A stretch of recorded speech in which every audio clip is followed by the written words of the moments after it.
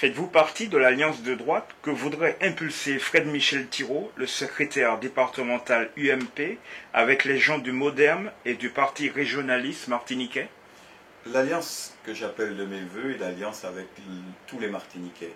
Et donc l'alliance avec chacun et chacune de ces Martiniquais qui constatent la nécessité de mettre en œuvre quelque chose de différent pour le développement de cette île et pour une plus grande harmonisation sociale et que les gens puissent ne pas s'inscrire dans des chapelles ou de fausses chapelles.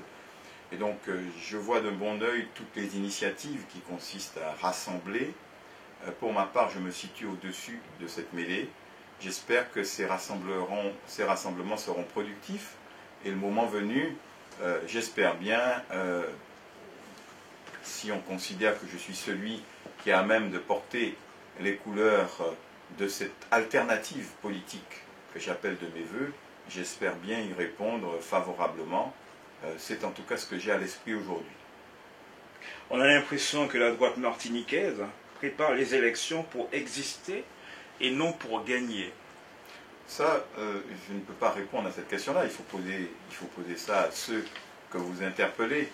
Ce que je sais, c'est que gagner une élection, évidemment, ça se prépare, mais ça se prépare aussi dans sa tête à soi. C'est ce que je fais depuis un certain temps. Ça se prépare aussi dans un projet et ça se prépare aussi dans des propositions et aussi dans une certaine forme de pédagogie vis-à-vis de la population pour l'interpeller sur les grands sujets, sur les vrais sujets et sur les nécessités relatives à la situation. Quelles sont les initiatives qu'il faudrait mettre en place afin de mieux développer le tourisme en Martinique? La première initiative à mettre en œuvre pour développer le tourisme, c'est de voir d'abord, de considérer que le tourisme est un secteur d'activité d'exportation, confronté à une concurrence et donc internationale.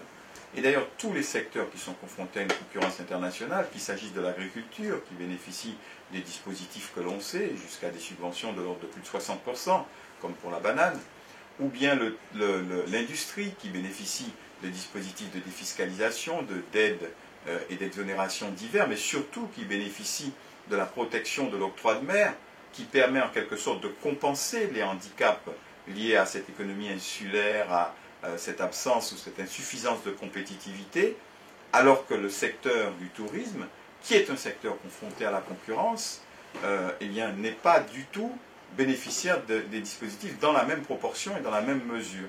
Et donc la première chose à faire, il faut mettre en place des dispositifs particuliers pour compenser les déficits de compétitivité et permettre à cette activité qui a un potentiel énorme en matière de création d'emplois, qui a un potentiel énorme en matière de développement économique, parce que c'est un secteur d'activité qui permet d'amener de l'argent dans le pays. L'argent que les touristes amènent, c'est de l'argent qui n'est pas dans le pays. Et donc, c'est un potentiel de richesse que nous n'avons pas et que nous ne pouvons avoir que si nous allons le chercher.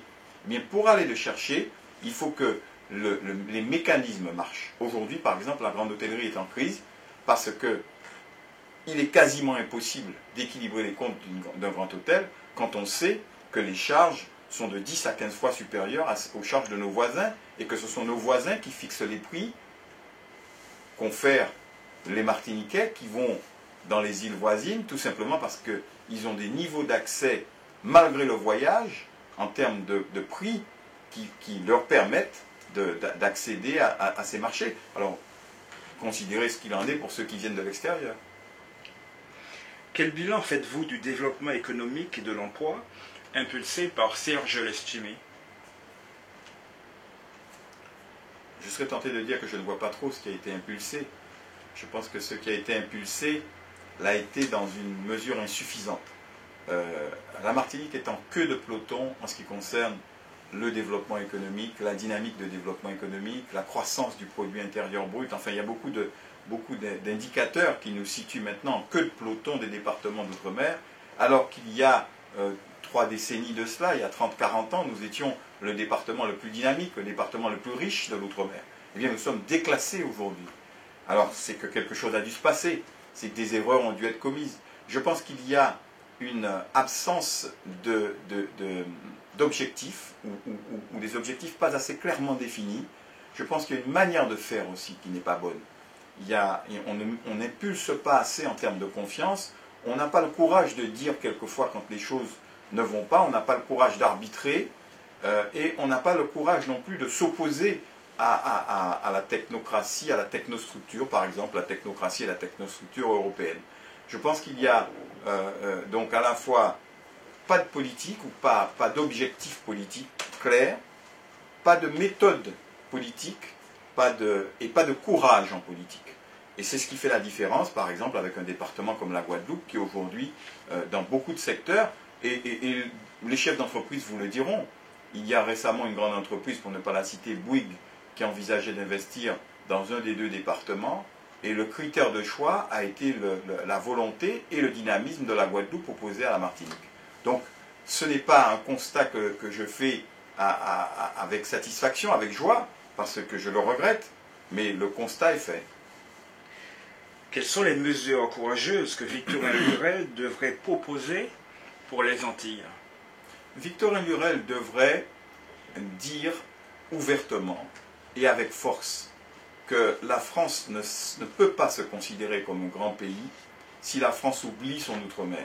Et la France aujourd'hui, comme depuis très longtemps d'ailleurs, oublie son outre-mer, puisque nous avons des taux de chômage qui sont 3 fois en moyenne, et quelquefois plus, ceux de la moyenne nationale des départements, et la France considère cela comme acceptable. Alors pendant longtemps, on a masqué cette situation en faisant un ajustement, parce qu'il y avait, comme on le disait à l'époque, le rattrapage, puisque nous étions département depuis 1946, mais qu'il a fallu attendre 1996 pour qu'il y ait un ajustement en matière de loi et que l'on ait l'égalité, en quelque sorte, des prestations et de tout ce qui, je veux dire, dans le cadre de la départementalisation, aurait dû faire une égalité. Alors, on jouait sur ce rattrapage pour, en quelque sorte, faire patienter les gens de l'outre-mer. Aujourd'hui, le rattrapage est fait sur le plan des prestations, sur le plan de l'égalité sociale, fiscale et autres, mais ce qui n'est pas fait, c'est l'égalité sur le plan de ce qui est fondamental pour l'homme, l'égalité sur le plan du travail. Et je pense que M. Lurel devrait taper du poing sur la table et dire qu'il n'accepte plus que l'on ne mette pas en place un vrai projet pour l'outre-mer. Ce projet doit impliquer les gens de l'outre-mer. Il nécessitera qu'il y ait aussi dans l'outre-mer des efforts de chacun, de tous ceux en tout cas qui sont les plus bénéficiaires de ce système. Ceux qui ont un emploi, ceux qui ont un emploi dans la fonction publique, ceux qui sont les grands propriétaires terriens, ceux qui sont les bénéficiaires d'un système social qui quelquefois n'est pas suffisamment juste et donne ce sentiment précisément aux Martiniquais que chacun doit jouer sa partition de son côté, puisque les égoïsmes quelquefois démontrent qu'ils sont couronnés de succès et que, ma foi, l'intérêt général ne prévaut pas toujours sur les intérêts particuliers et sur les rentes de situation. 10 mois après l'élection de François Hollande, quel constat faites-vous? Je fais le même constat que 70% des Français, c'est-à-dire c'est un fiasco.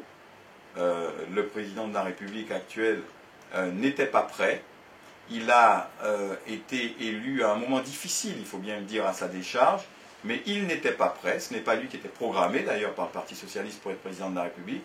Je pense que c'est un homme de qualité, qui a beaucoup de qualités, je l'observe, mais qui a un grand défaut que l'on connaissait déjà, c'est son incapacité à décider, à trancher, ces hésitations qu'il a, ce qui fait sans doute un peu aussi le rend un peu sympathique, ce sont ces doutes permanents qu'il a au moment de prendre des décisions, et puis il n'a pas non plus, de mon point de vue, le courage nécessaire.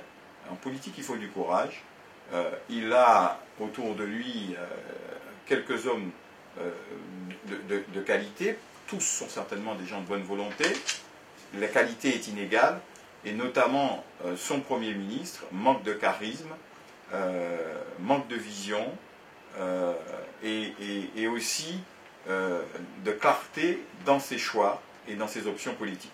Donc moi je considère que la France, je ne suis pas le seul d'ailleurs, aussi bien à l'intérieur, je vous dis 70%, qu'à l'extérieur, que la France est en apesanteur et que malheureusement cela risque de durer puisque nous sommes en démocratie, mais que ça coûtera très cher à la France. L'Allemagne est considérée en Europe comme un modèle économique. De quoi la France devrait-elle s'inspirer de ce pays? L'Allemagne est considérée comme un modèle économique. On savait déjà que l'Allemagne était forte. La réunification les a rendus encore plus forts. Ce que je regrette, c'est que malheureusement, on est dans une Europe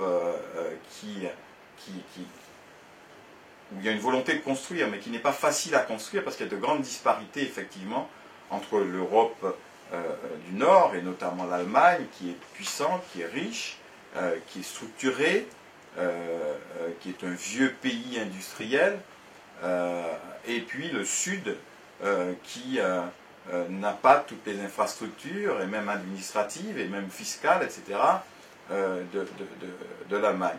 Et donc, l'Allemagne impose son tempo, elle impose sa manière de voir, elle impose sa rigueur dont elle a les moyens, étant un pays riche, à des pays qui sont beaucoup plus faibles. Elle devrait, à mon sens, en imposant ce tempo, faire preuve de beaucoup plus de solidarité vis-à-vis des autres pays. D'un côté l'exigence, je crois qu'elle a raison d'exiger la rigueur, mais en même temps, pour obtenir cette rigueur, peut-être accepter beaucoup plus de solidarité vis-à-vis des pays qui sont dans des situations beaucoup plus compliquées. Alors, l'Allemagne n'est pas le modèle, c'est un modèle, mais ce qui est certain, c'est que par rapport à la France, c'est un modèle quant à la prise en compte des réalités. La France est un pays qui vit beaucoup dans une espèce d'espace virtuel. Malheureusement, il y a le choc aujourd'hui de la monnaie. Autrefois, quand il y avait le franc, eh bien, on dévaluait régulièrement le franc pour recoller au peloton, en quelque sorte.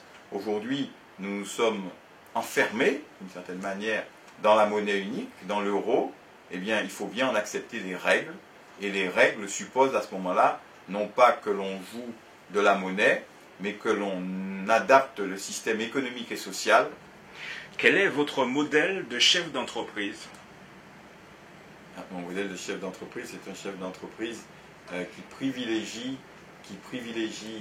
à la fois son entreprise par rapport, je dirais, à une vision financière, qui privilégie le long terme parce qu'il faut prendre le temps, et puis qui privilégie l'intérêt, je dirais, de son entreprise avec une certaine éthique du développement. Voilà.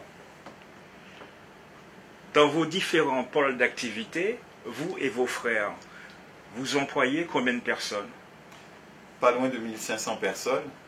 Nous sommes dans des secteurs qui sont des secteurs quelquefois difficiles, comme c'est le cas pour le tourisme, mais qui sont des secteurs essentiels au développement de la Martinique et de la Guadeloupe. Et la Martinique et de la Guadeloupe, qui ont défini, notamment en Martinique, ce secteur comme un secteur prioritaire, doivent réellement en faire le secteur prioritaire, parce que c'est ce qu'ont fait toutes les îles autour de nous. C'est une erreur fondamentale de politique économique et de politique tout court que de ne pas tout faire pour que le tourisme se développe. Et quand je vois, par exemple, évidemment, que l'on ne se méprenne pas sur mes propos, je ne dis pas qu'il ne soit pas nécessaire de soutenir d'autres pôles d'activité, mais quand je vois, par exemple, qu'il y a plus de publicité pour la banane que pour le tourisme, je me pose une question. Qui a le plus besoin de promotion? Qui a le plus besoin de faire savoir son existence? Mais qui a le moins de moyens pour le faire? Et qui donne les moyens de faire? Comment se fait-il que l'on puisse avoir des campagnes de promotion et de publicité dans la presse nationale, dans les grands journaux nationaux, simplement pour une question d'image, pour faire oublier que l'on a pu polluer avec la chlordécone, pour faire oublier que l'on continue quelquefois de polluer, pour faire oublier, etc., etc. Et on a besoin de gagner la bataille de l'opinion publique. Et pour gagner la bataille de l'opinion publique, on déploie des ressources énormes.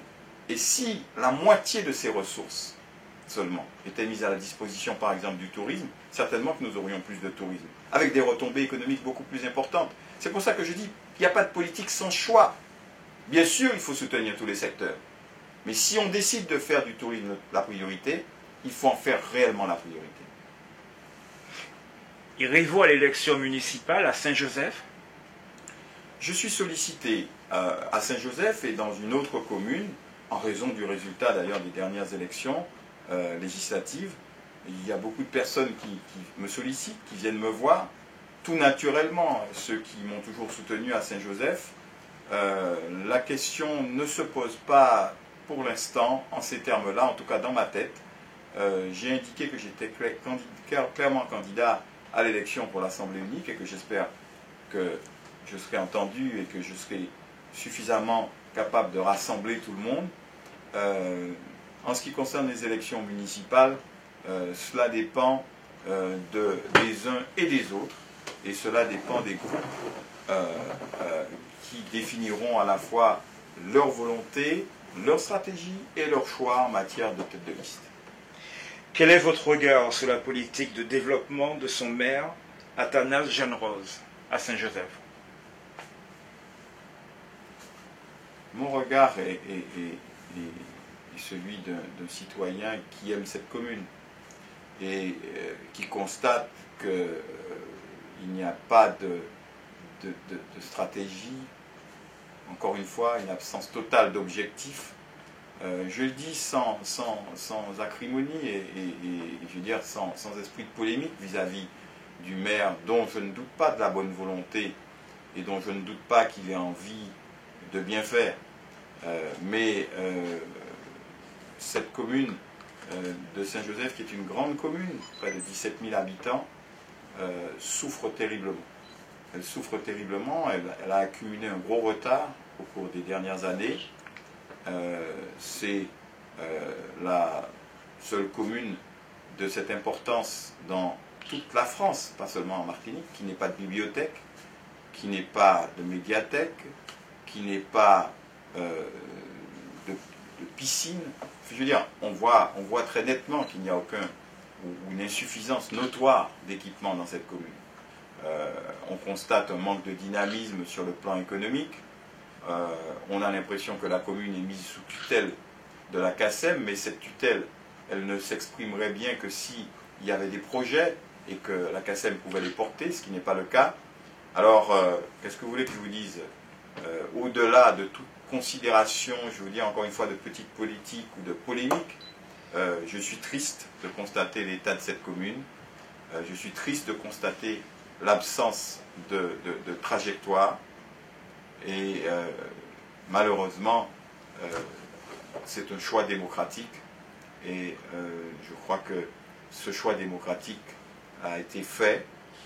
Et donc, je ne puis que me plier, si je puis dire, à cette volonté populaire et constater avec ceux qui veulent bien regarder objectivement la situation que dans la catastrophe martiniquaise, il y a cette catastrophe pour cette commune. J'espère qu'aux prochaines échéances, qui que ce soit qui propose une alternative, à condition que cette alternative soit évidemment de qualité, que les Joséphins sauront saisir cette alternative. On verra bien.